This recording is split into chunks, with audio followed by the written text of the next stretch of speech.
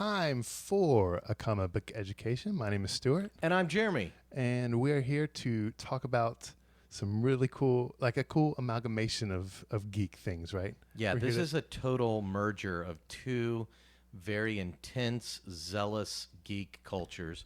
You know, we do a comic book education, Stuart, because you bugged me constantly I did. to go to lunch and ask questions about comics. And you thought, man, this guy is so smart and prolific. I should literally record everything he's saying. And it's probably the best part of your day when we got to talk, right? Yes, because you're so insightful. Yo, yeah, I'm very insightful. You're right. And See now the past that 40 podcasts. now that the is it self-grandizement or self-gratuity?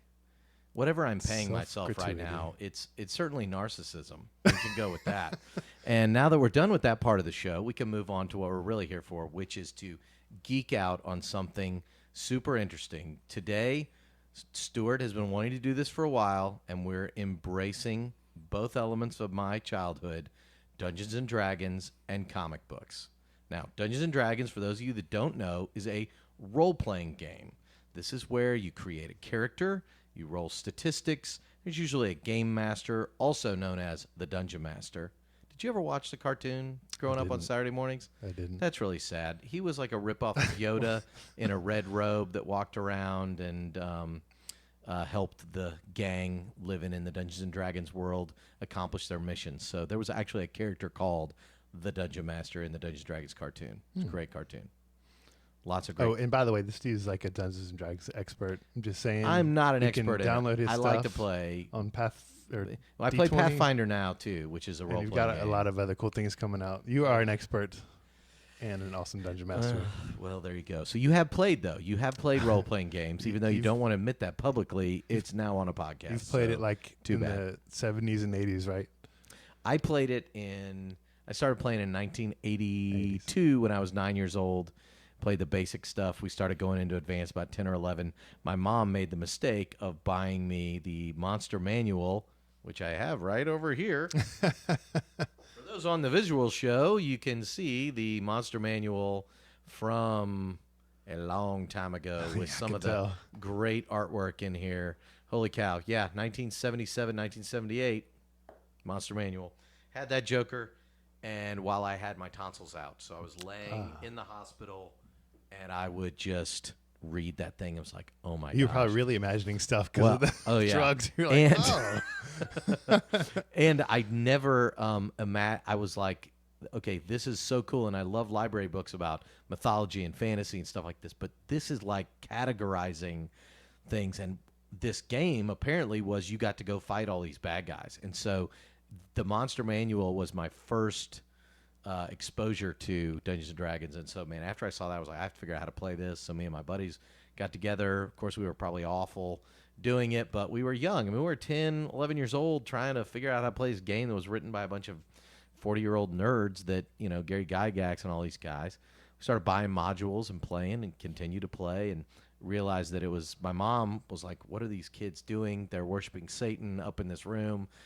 At first, because there was all this bad press about Dungeons & Dragons. But then she watched one of our game sessions to realize that we were doing complex problem solving. We were learning large, big words. We were looking stuff up. We were doing research. We were writing. We were being creative and imaginative. And our stories were much more like Star Wars and Lord of the Rings than they were the dark, older stuff that apparently some people were into. It might have been your story, or it might have been our buddy's Chris's, but I think you said if you got caught with those trading cards, or excuse me, with not at my school D&D stuff. Oh, then for Chris, like you'll get expelled from it. Yeah, there were some people who were so extreme. It was really, really bad. And I mean, and you've got some, like on the cover of this is like a demon guy, right? On the player's handbook we're going to talk about here in just a minute. Very scary. But we're not here to talk about the finer points of role-playing. This is a comic book education. It is not a role-playing game education, which I don't want to start that podcast. We don't have enough time for that. Yes, you do. And if you had time, you would. So nerdy. Whatever. You know you would. What you wanted to find out was what alignment, which we'll talk about here in just a second, in Dungeons & Dragons is the moral code that you're supposed to operate your character by. what alignment are certain superheroes. Yes. We've seen a lot of this on Pinterest, right? Mm-hmm. People take all the Avengers or the Justice League. And we're not using those at all. Right, alignment underneath them. So, I did look at those. you looked at those? Okay. Yeah, I looked at those because they're wrong a lot of the time, which is always fun for me to point out, right? That's right. So I'm going to read what's from Pathfinder, which is the latest incarnation of Dungeons & Dragons, which defines what alignment is. So on the video, follow along. Alignment is a curious creature. It summarizes philosophy and morality of a person, and yet no two characters with the same alignment are exactly alike. Still, alignment says much about a character's soul and the way she interacts with others. So this is how we're approaching this. Alignment has to do with morality, philosophy, and the way characters approach a story and what their actions should be. In a role-playing game, it helps you and the game master define what your tasks are. So if I was a lawful good knight that follows a strict code, and yet I go into a bar and punch a pleasant barkeep in the face because I'm irritated at him, that's really outside of my alignment, and the game master needs to adjust the story to compensate. If I do that, punish you? Yeah, kind of punish or at least align me better. Like I shouldn't be doing those things. So if a knight punches somebody in the face for no reason, a game master in the story might come later and have that knight have to pay a penalty, like maybe he gets kicked out of his knighthood, or he gets chastised by his superiors, or karma kicks in for, you reap what you sow kind of deal. And that guy brings his whole family. And by the way, his uncle was a level 20 ranger that just comes and kicks your little knight's butt, whatever. So you've got all those ways that a game master should treat it. And so if characters are always outside of alignment, you need to deal with them. But working inside the alignment, you can manipulate a character with a little story device. Like if you know that same knight is always strict to the code, you could present him a situation where he might have to break his code for the greater good and see what that character does. So it's kind of fun. It's a lot of what storytellers do with like Batman and Superman is they know they have a strict moral code. Can you push Superman to the edge, and what's he going to do? And that's a great story device, not only for role-playing game, but for comic books as well. Maybe we can make a role-playing D&D game like this instead of talking about it. Well, we could. We could play D&D, but you'd have to pick up some dice and actually roll. Whatever. Yeah. My character's dead. You killed him. So should we go down the list of all of these or just start into it? What would be the better way to do it? Whatever you feel is best. Whatever I feel is best. We'll do Jeremy's. We'll do Jeremy's method. Jeremy's method. Well, I'm going to list out how alignment works. Okay. There's good, there's neutral, and there's evil. And then there are descriptors of good, neutral, and evil, which are lawful or chaotic, right? You've also got true neutral. So you've got lawful good, lawful neutral, lawful evil, chaotic good, chaotic evil, chaotic neutral, and true neutral. You've also got neutral good and neutral evil. Oh, my goodness. Yeah. It's a little complex. I'm excited to see how these figures, yeah, which ones fit in here. I want to see this. True, neutral. So we're going to start. Ideas maybe. I would like to start with something that's kind of easy to wrap your brain around, right? Okay. So this is going to be lawful good. Okay. This is the concept of lawful good, and it means that this character believes in honor. They have a code or faith that's unshakable belief in that guides them.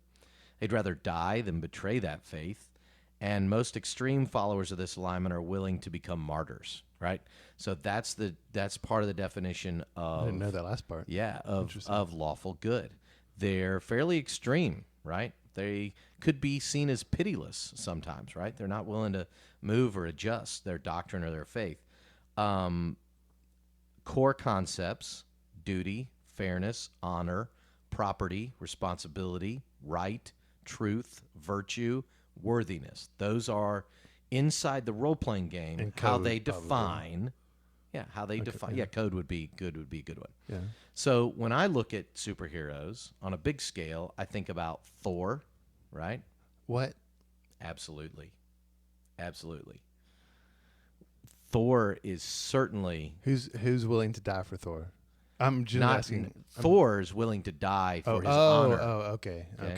This is not worshipers of Thor. Okay. Oh, This no, I is thought like like Robin or like sidekicks were willing to die. For no. this It person. meant that person was willing to become a martyr. Okay. Not people are willing to become a martyr for them. Okay. So to me, Thor is a good example of a lawful good character. His honor is so important. Whether you're defiling Odin, whether you're coming against his team or what he believes, he's just willing to. He's got it set and defined. But only now. Doesn't question. I mean, like he changed, right? What do you mean? Well, I mean, I only know. Which are you talking about? Jason Aaron Thor? I'm just no. I'm talking about like in the movies. Yeah. Right. He was a kind of a jerk, pompous person who drank a lot, and then it changed. Right. He still had a lot of that. If you'll remember when Loki and Odin are saying the frost giants are attacking, and he's like, yeah, the frost giants are attacking. They're besmirching your honor. Are they going to be able to do that to us? That's wrong. We should go. We should fight. Now, he's more strict in his honoring that code than he was even honoring his father. So his idea of being a warrior, being a king, all of those things is wrapped up in what he follows. So he doesn't necessarily follow Odin to a T, but he follows that code to a T. And that's what led him down the wrong path. Now when he began to understand that it shouldn't be all about him and needed to get outside of himself at the end of the movie, his code and his honor is still all the same right there. If you remember when he showed up in the Avengers and he beats the crap out of Loki, and they have the big fight between Iron Man and Captain America and all that. He's basically saying this is none of your business. This is our business. We have a code, the world of the immortals, the world of our Asgardian situation here. You're just a human. Don't worry about that. That again was kind of belittling these other heroes and saying that he knew better, and that really kind of goes strongly along with lawful good. That's fair. Okay. All right. So another example of this in the Marvel universe would be Cyclops to me. Not only Cyclops early on, but Cyclops as he got older. He was a zealot in his worship of Professor X and the mutant cause. And that allowed him to lead the team. He very rarely ever questioned himself. It was only after Jean is killed in the Claremont run Miss Marvel, who was his wife and girlfriend and all that time, that he ever even questioned Professor X. Then later on, he was willing to take the mutant cause to the point of creating Mutopia and Island of Mutants, and he's leading huge causes and willing to sacrifice everything and embrace the Phoenix Force so that he can, be this ultimate good, polarizing figure for the mutants. So he's always been willing to do that at some level. So lawful good makes sense for him to me. Do you understand what kind of So when these forces, I know we'll hopefully talk about the Phoenix Force later, but does that negate the character in general, the Phoenix Force? Because it's something else entirely. Yeah, the Phoenix Force is its own entity. Okay. So yeah, it would certainly color you, and then you would realize that the Phoenix Force is actually more of a lawful neutral or a neutral force. Lawful neutral. When definitely out for himself. What? Lawful neutral. Like what? It's completely out for itself. Okay. Right? Okay. That's fair. Black Panther would be lawful good, right? He's a king. Yes. He's got responsibilities, honor, it's all those things. I really feel like Daredevil is a great example of a lawful good character. Very strict, especially in the Marvel, in the Netflix show, and in Mark Waid's stuff. He has built his own code, what he's willing to do, what he's not willing to do. And he sticks to that very strictly. And he believes that he is doing things for the good of Hell's Kitchen, the good of his city, and is certainly willing to die for that belief. So the martyrdom aspect of Daredevil makes sense. Another one is Captain America. Captain America is lawful good, but he has wavered out of that a lot, where he is willing to stretch what he would do to help people. So he's never stretched his code and stretched beliefs? the code for sure. Like he would definitely, if the United States government told him to do something, whatever represented freedom or whatever, and it was going to hurt somebody else, he's not going to go along with that. He's going to be above that and always willing to. He's almost serves a higher authority than the United States. Does that make sense? That's fair. So I really feel like Captain America is lawful good for sure. He's definitely willing to die for his country. Yeah, willing to die and did. for yeah, and did. Good point. So if you move on to the Wait, you got to be. Maybe it's later on, but I'm going to DC. Okay, that's how you're separating. I was Yeah, about to say you're yeah. leaving out some people here. Yeah. I wanted to go over to the DC Okay. comic side. Okay. So we could debate it, but Batman is absolutely a lawful good character Why would people say he's not? because he's a vigilante in a lot of people's eyes. But a vigilante is just somebody that is following their own code. Obeying the law is not what it means about being lawful good. Obeying a law that you have internalized is lawful good. You understand what I'm saying? That's interesting. So obeying the laws of the land does not necessarily mean you're lawful good. You're obeying your own code. And Batman sure as heck has a code and a reason why he's doing stuff. Totally willing to give his life. Others would argue sacrifice the lives of others in heading down his dream there. He's merciless. Oh, yeah. He's pitiless. He really doesn't care what happens in pursuit of the mission. Mm-mm. So to me, Batman's a great example of that. How about, just real quick, Red Sun Batman? I'm not familiar enough with Red Sun. I've read it one time. Is he different? I don't know. Oh, yeah. Dude, you've read it one time. I've read it one time. That is, wow. Sorry. That Man, hurts. Way to go. He's a terrorist, kind of. So. Yeah, well, then probably. Well, some terrorists, I mean, he may be lawful evil. It's like, it would be like the one from Dark Knight Returns. So that kind of Batman. Dark Knight Returns Batman is somebody that moved into a neutral alignment and then had to roar back into lawful good, for sure. Okay, that's fair. Yeah. Okay. Actually did sacrifice himself. Yes, he did. Yeah. Green Lantern, John Stewart. Great example of lawful good. Support the core, military background, everything's black and white, totally defined, especially in the Justice League cartoon series. Love that. Wonder Woman, absolutely lawful good.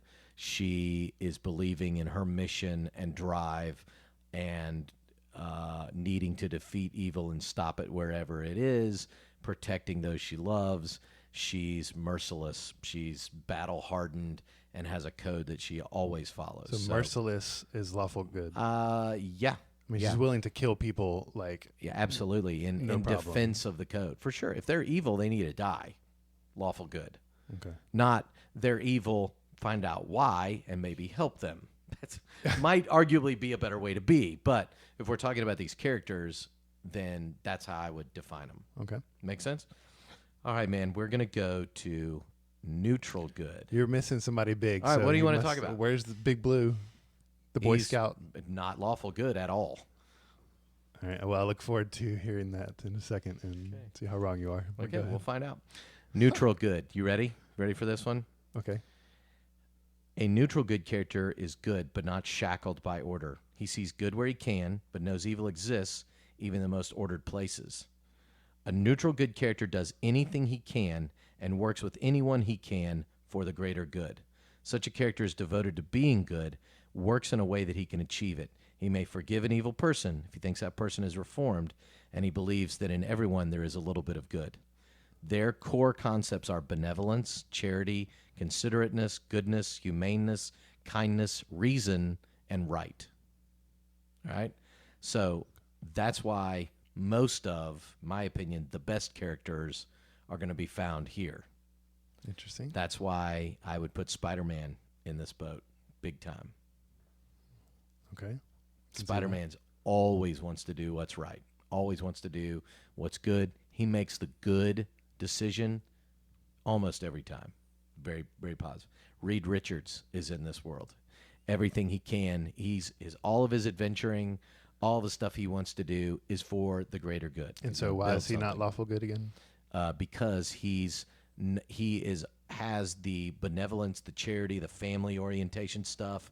He's never, when he sees Dr. Doom, he wants to reform him. He wants him to get better. He wants to figure out ways to fix things. He's not going to say, well, Doom, you're evil, so therefore we're now going to throw you into space. You're going to die, right? Okay. So that would be it. The Beast on the X-Men always felt like he was neutral good. In my view, Barry Allen Flash, Wally West Flash, those guys are definitely neutral good. Hal Jordan Green Lantern's going to be neutral good. And I also feel like Superman is the essence of neutral good. He's just... Now, if you can't get past the word neutral because you're not sure what it means, it's the neutral between lawful and chaotic. It's not neutral between good and evil. We're saying neutral good. I'm not so dogmatic that I'm willing to kill for it, lawful, and I'm not chaotic at the point to I leave a wake of destruction in my path on experiencing good. I'm neutral in that. With Superman, we talking right. about here. It's good. Well, so to me, yeah, to me, it's definitely Superman. Clark's goal. I mean, it's just he wants things to be better. He wants to inspire others. He wants for people to find it in themselves. He doesn't want to force it on anybody. Yeah, he's constantly telling the bad guys, it seems, hey, this isn't right. You can change. Yeah, exactly. And that to me is Superman. So that makes sense? That makes sense. All right. Chaotic good. We can keep going because I know you got a list. We'll go down your list. No. Folks, he has a list. I gave him the list. I was hoping he was working on it. No way, Apparently man. not. No way, man. Because I'm just going down mine, and then we're going to go jump into your list and cover. Because we got to get through these so people know what the other options are, right? That's right. All right. So, chaotic good. A chaotic good character cherishes freedom and the right to make their own way. She might have her own ethics and philosophy, but is not rigidly held to them. She may try to do good each day, perhaps being kind to a stranger, giving money to those less fortunate, but does so purely out of joy. Such a character makes up her own mind about what is good and right based upon the truth and facts, but does not fool herself that evil acts are good. Her goodness is benevolent, perhaps occasionally blind, but always well meant. So, core concepts: benevolence, charity, freedom, joy, kindness, mercy, and warmth. So to me, chaotic good people in the Marvel side: Iron Man, Hawkeye, Ant-Man, Star-Lord, the Human Torch. Those are characters that really embody that whole, I'm good, I really don't care what the law says, I really don't care what Thor or Captain America says, I've got my own ideas of right and wrong, I'm going to do good, and that's their mission. What about Green Arrow or Punisher? I've got Green Arrow totally there. Human Torch is, Wally West, Flash. I think actually I said him earlier. I really feel like Wally West is probably more chaotic good, especially in the cartoon show. Nightwing would be chaotic good. And him as Robin would have been chaotic good for sure. The Green Arrow, certainly see him in that. Now the Arrow on the TV show, probably more lawful good. Punisher, really hard to say it, but I would put him in lawful good category. Wow. I would have never guessed that. Think about the Punisher's face. Does the Punisher ever smile? No, not that I've seen. Why? Because he's on a mission to kill all the bad guys. Does he ever think about helping anybody else, or maybe what he's doing to the world at large, or damage that could happen? No. The Punisher's only concern is these people are evil, they need to die.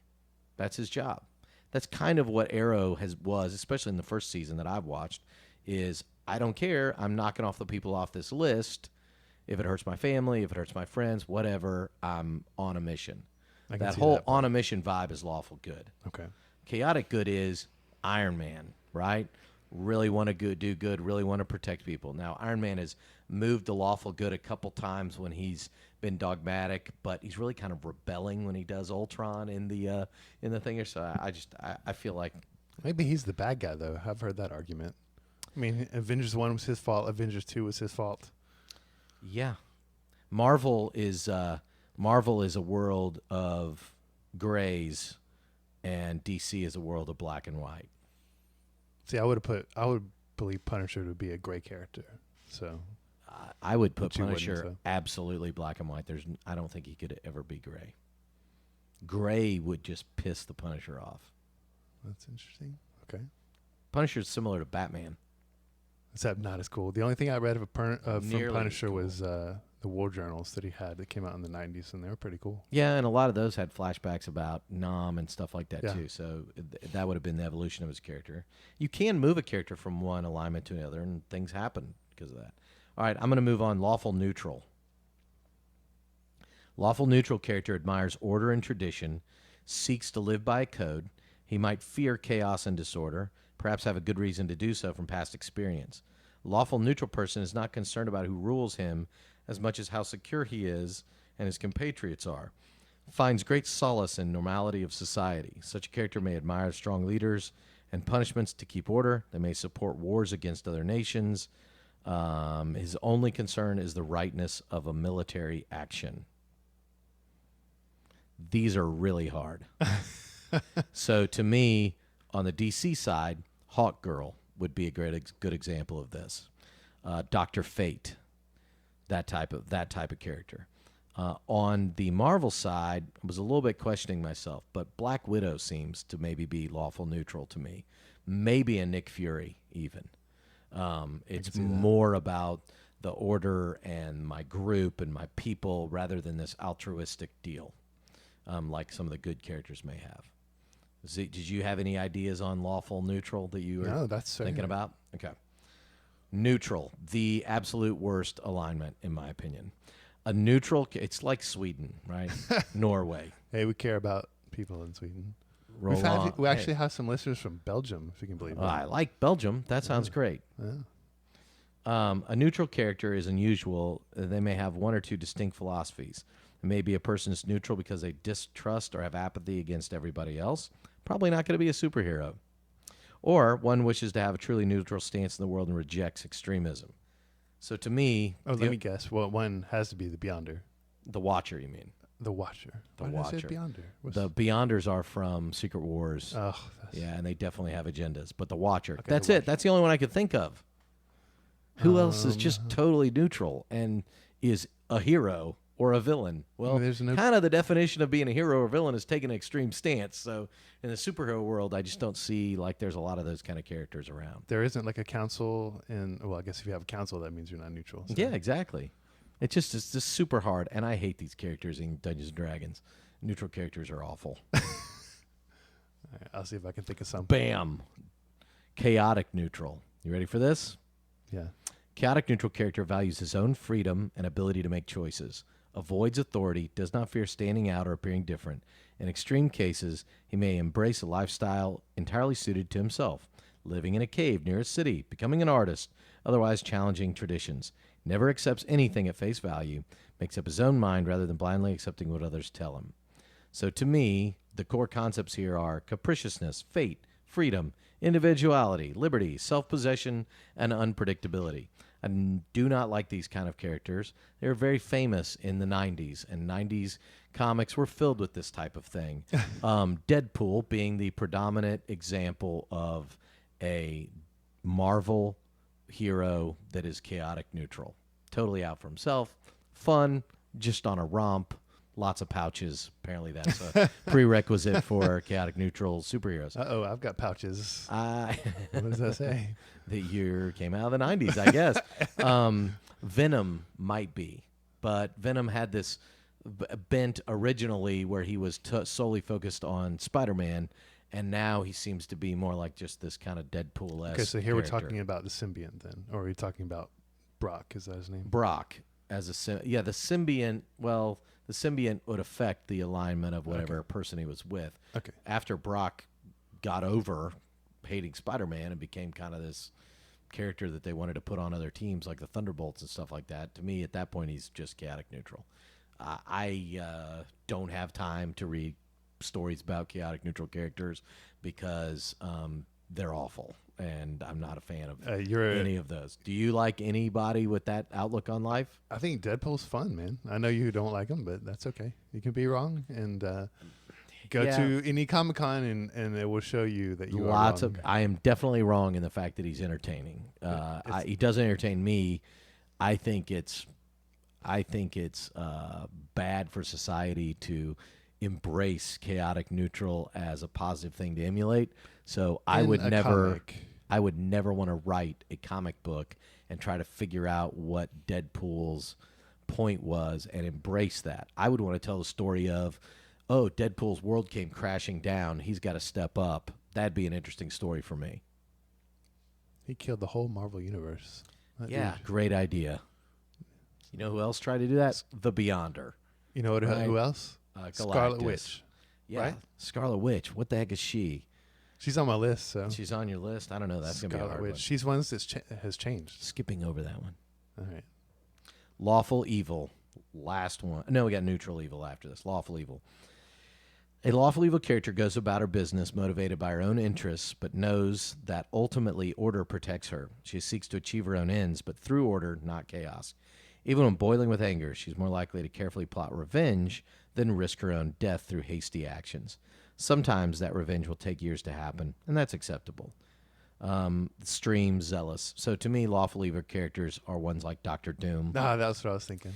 Hydra. Most of Hydra would be in the lawful evil. Mr. Freeze, great example of a Batman villain for being lawful evil. Brainiac. Yeah. I'll float around the universe for 100 and 200,000 years or whatever. Apocalypse in the X-Men side. Sinestro. Thanos. These are calculated, planned, evil, out for their own gain, but do it in such a way. How about Ra's al Ghul? Yeah, definitely lawful evil. Would certainly see that. I have one other that I think's lawful evil, but we're not going to talk about him. All right. Neutral evil.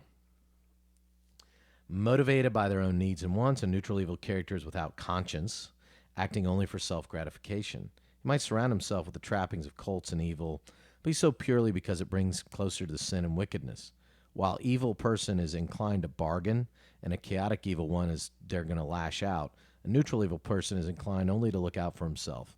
In many ways, he epitomizes evil, since he has no clear loyalty to anything except absolute self-interest.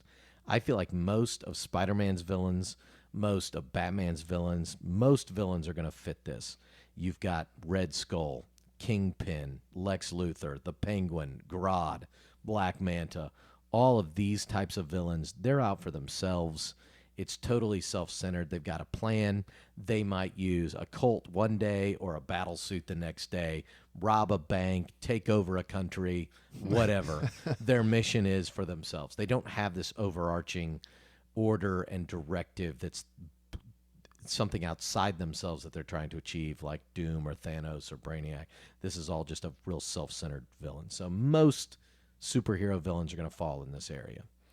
All right, so moving on, we got the next group here, which is chaotic evil, the last one. A chaotic evil character is driven entirely by their own anger and needs. They're thoughtless in their actions. They take them on whims, regardless of the suffering it causes others. In many ways, a chaotic evil character is pinned down by their inherent nature to be unpredictable. They're like spreading wildfire, a coming storm, untested sword blade. Extreme chaotic evil character tends to find similarly minded individuals to be with, not out of their need for company, but because their familiarity inside the chaos. They relish the opportunity to be true to their nature. Chaotic evil characters are pretty awful. Anarchy, anger, amorality, brutality, chaos, degeneracy, freedom, profaneness, and violence are all things that they emulate there. Carnage is a great example of that in the Marvel Universe. However, it's rare in the Marvel Universe that you're going to see a villain like this. Most of the villains in the Marvel Universe are fallen people that have made mistakes. Some of the bads happened to them, drove them to evil. Dr. Octopus, neutral evil, right? You've got all other Spider-Man villains like Green Goblin, or some of bad happens. Revenge, they get in it, they're self-centered, they become neutral evil, and that's where they go. There's not a lot of just insane, crazy bad guys running around the Marvel Universe. Now, the one that I feel like is probably true to that in the DC side is Scarecrow. Scarecrow's out there just to cause complete mischief and damage and destroy things. The Joker is one that everybody would point to and assume is chaotic evil. And in a lot of incarnations, in a lot of ways he's played, he is definitely chaotic evil. Like Batman, the animated series, that Joker, chaotic evil. Batman, I mean, the Joker in a lot of the comics from Grant the Morrison's 60s. depiction. Definitely Grant Sure. Morrison's depiction. But we move into extremely well-crafted series of Batman issues, for about 46 of them, by Scott Snyder, that has the Joker portrayed as something that I would say is closer to lawful evil than it is chaotic evil. He's very calculated. He's very calculated. Yeah. His mission is to help the Batman achieve what he thinks the Batman's goals are. It really has nothing to do with the chaos and the damage he's causing. Everything he's done is so well crafted and planned. It's for a specific aim and goal. I felt like that's where Christopher Nolan's Heath Ledger Joker was going, was down that road. Like, even though he has this great line about chaos, even though he's got this great thing about, I just want to, cause damage to people. I mean, He wants to watch the world burn. Yeah. Some people just want to watch the world burn. I don't think the Joker I think the Joker's lawful evil. I really do. He is deep down, when you pull off the veneer of the crazy and get super into it, his mission is Batman. And that gives him a code and a skewed, crazy world. Joker lives in his own little code of stuff to do. And as often as pointed out, maybe you agree or disagree, they're basically the same. Just one little circumstance changed So Batman and Joker. So. Lawful is where I would put him. Now, this is pretty controversial. And when you look on these things on Pinterest, chaotic evil, it's always the Joker. But to me, deep down in Joker's philosophy, it has nothing to do with just shooting random people. It has nothing to do with causing mass parts of chaos. The only reason you would do those things is to push the Batman where he needs to be. So whatever it takes to push Batman is what the Joker's going to be willing to do. I think another one is James Gordon Jr. Dude's chaotic evil. Killer. Yeah, like mass psycho, mass murderers for no reason. That's definitely chaotic evil. Yeah, these words we bring a lot with chaotic and lawful to the table, but if you look at the definitions inside the role-playing games, you've got to play inside those. So anyway, that's my take on it, and all the way through. You had some other ones to look at. I'm going to kind of go down this list. You covered most of them, I think. Covered a lot of them. Oh, Professor X. Yeah. Let's talk about Professor X. I want you to tell me now. You always make me do this, but you have to do it now. What do you think after listening to all this? The Claremont one. Don't quote me on X-Men 138, but it's around that. It's after the Phoenix Force. Yeah. Scott leaves the group, and then you have a whole entire issue of Scott's grievances or remembrances of all the things Professor X did that was bad, basically. Like, he pretended like he didn't have his powers, several times. Why did he do that, though? You have to tell me. Well, I'm asking you, why do you think Professor X would do that? I'm sure it's to get the team to be together, blah, blah, blah. So he was willing to sacrifice the lives of all the team members and their own normalcy to become the X-Men, to fulfill the dream, right? Yeah. It's lawful good. You think he's evil? No, I don't know where he's lines up there, but I wasn't the only thing that thing brought up. It was faking his death. I'm telling you, all of the crazy stuff that Professor X has done, the fact that he's willing to put teenagers in harm's way to protect mutant kind, he is definitely lawful good. He has a mission. He's trying to achieve it. He doesn't care who dies, who's sacrificed on the side of it. And yeah, there's a goodness to him because he wants society to accept mutants and things like that. He's as dogmatic as Magneto. Okay. I think it's interesting because I don't know if a lot of people, I didn't realize this until like a year ago when I read it, that he's done some different things. I mean, even if you look at what he did in the movies, what he did to Jean by blocking down the Phoenix Force and preventing her from understanding her past and things like that. I mean, he's made some killer decisions that are pretty important in support or sacrifice of the dream. He could walk, but he's willing to sacrifice himself. Thanks for turning your phone off. There you go. You jerk. I'm so sorry. You got me on that. All right, so like Jason Todd is What? Jason Todd. You would put him as... I'm asking you, where's Jason Todd go? I don't know that he lives by code. So maybe not lawful anything. I think he's neutral evil. I think he's out for himself. Revenge. He is pretty calculated, though. Some of the stuff. Not now, though. Now he's probably more neutral good if he thinks he's doing something right. Catwoman. Oh, yeah. I think Catwoman's kind of neutral evil. Neutral evil? Yeah. She's out for herself. That's pretty much She it. is. Yeah, she really is. Oh, Selfish. okay. She's not going to... I mean, well, maybe true... I couldn't say true neutral. Whew, man, it is a hard one. She's a hard one. And again, a character I don't like at all. What's wrong with Catwoman? She's out for herself. That's it. There's nothing else there. You don't have to... It's a character, though. You don't have to... I know, but those kind of characters are ones that I'm not going to go, oh, man, I love Catwoman. I'm going to collect Catwoman books and read a lot about a character that only cares about themselves. I wasn't saying that level, but okay. Yes, she is. I would love a story where Catwoman has to realize that she needs to become a hero and step up. I thought that was the whole... Like, that's her whole character arc in general. That's the character arc that she never gets to because they want to keep her in the I only care about myself. I'm a thief. Hanging out with Batman, making out on rooftops. But That's what hanging they out want. with Batman fighting crime often.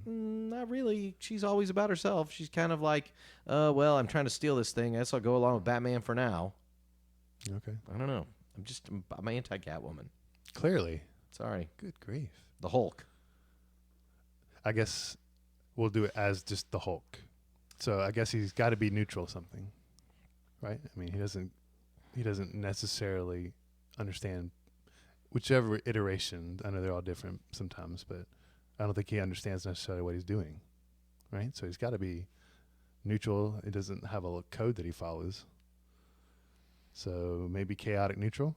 Maybe chaotic neutral. But he's so benevolent. I think he's probably chaotic good. I would say the Hulk is chaotic good.